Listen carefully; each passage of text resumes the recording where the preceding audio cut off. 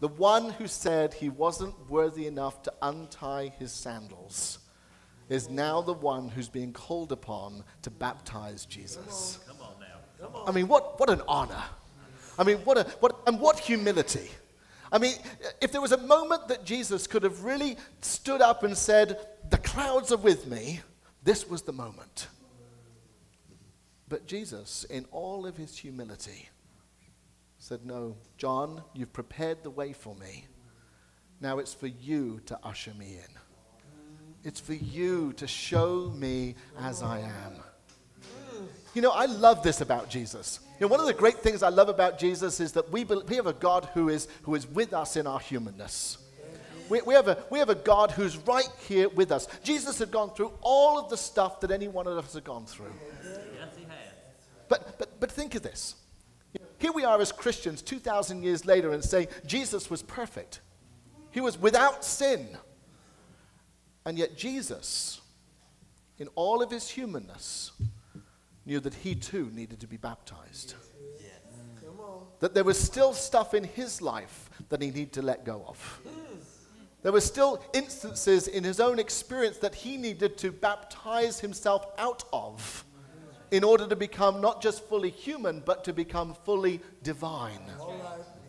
And what an amazing God that we have a God who's been through everything that we've been through. Who has shared our emotions, who has shared our experiences, who has shared all that we have. And now Jesus comes to John to be baptized. Now there was something extraordinary about Jesus' baptism. And it's recorded for us in this gospel. When Jesus comes to John, and he goes into the waters, the River Jordan, and he goes down into baptism, into mikvah. And then suddenly he comes out of the water,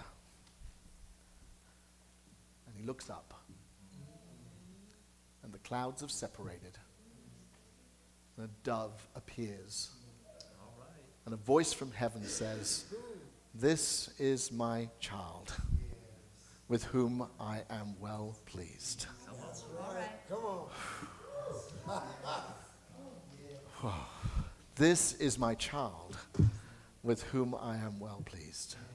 And it set the stage for what Jesus needed to do and needed to become. You know, sisters and brothers, the same experience is for us. You know, we think that this is all about Jesus, but the fact of the matter is that Jesus knew that it wasn't all about him. It was all about you and me. It was all about what was to come, because the gift that was released at that baptism was the gift of the Holy Spirit that was able to fill our lives and change us and to become born again. Now, I know that there are those amongst us who come from a more liturgical background who are saying, oh no, not this born again stuff. You know, how many of us have been hit over the head by the born again Christians? It's not a term I like, because it comes with a whole lot of baggage, this born again experience. You know, I remember the evangelicals who tell the Roman Catholics, you can't be Christians because you've not been born again. You've not had the baptism of immersion. And you have not had the baptism of the Holy Spirit. Well, I'm really glad that I belong to MCC. Because the thing I love about MCC is that we believe you're baptized because you believe you've been baptized. Not because you've been through anything that we have ritualistically put out there for you to have to go through. You know, I believe that baptism is not just the sprinkling of water or the dunking in the tank or the full immersion with all your clothes on that some of us went through. I believe that baptism is an outward expression of an inward change.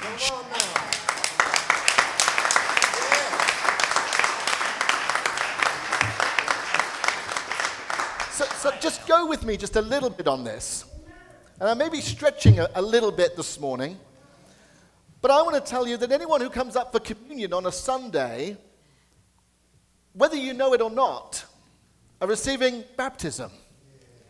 Because you are making an outward decision of an inward change. You have decided to come and to receive of the gifts of God for the people of God. And they can be wrapped up in all sorts of different ways, but we come because there is an outward change, an outward symbol of an inward change. That's what... Come on now. Come on. Talk about it. Come on now. Okay. An outward gift for an inward change.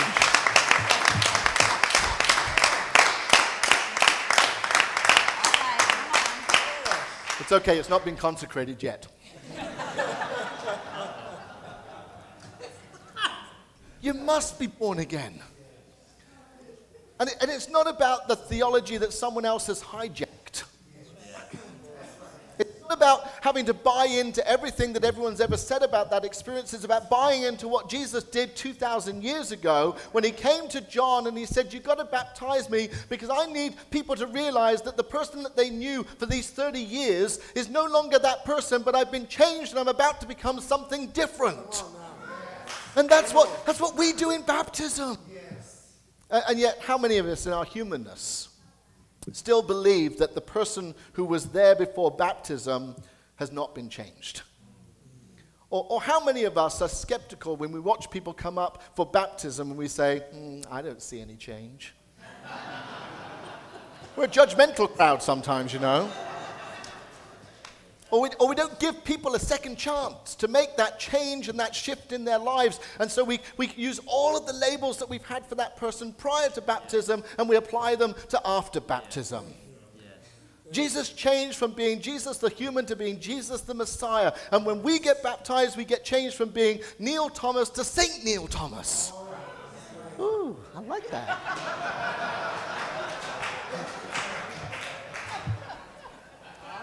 Come on now. Come on now. Come on.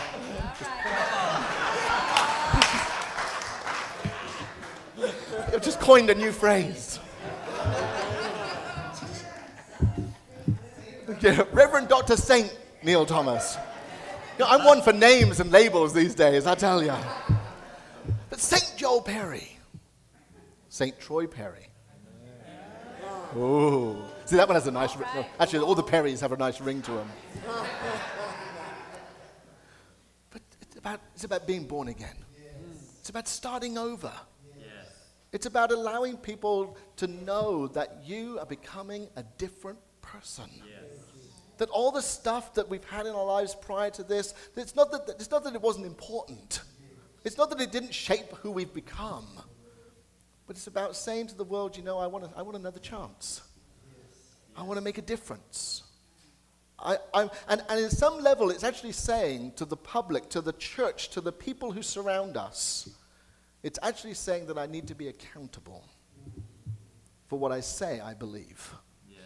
You see, because up to that point, it's not as if baptism suddenly transforms us. There is a transforming process that happens all the way up to baptism.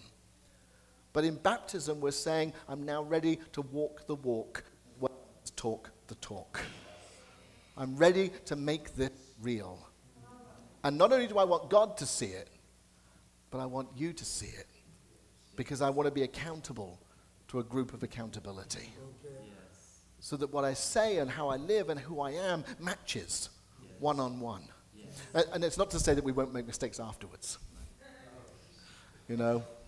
Because that's the reality. I mean, we're human, right?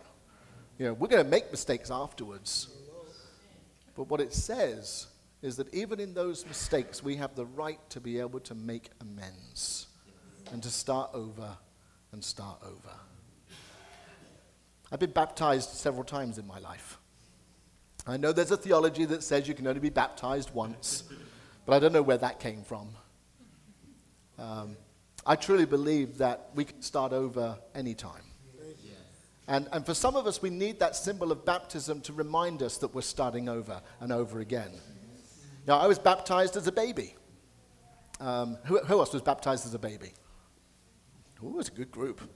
You can see the liturgical queens were amongst us this morning.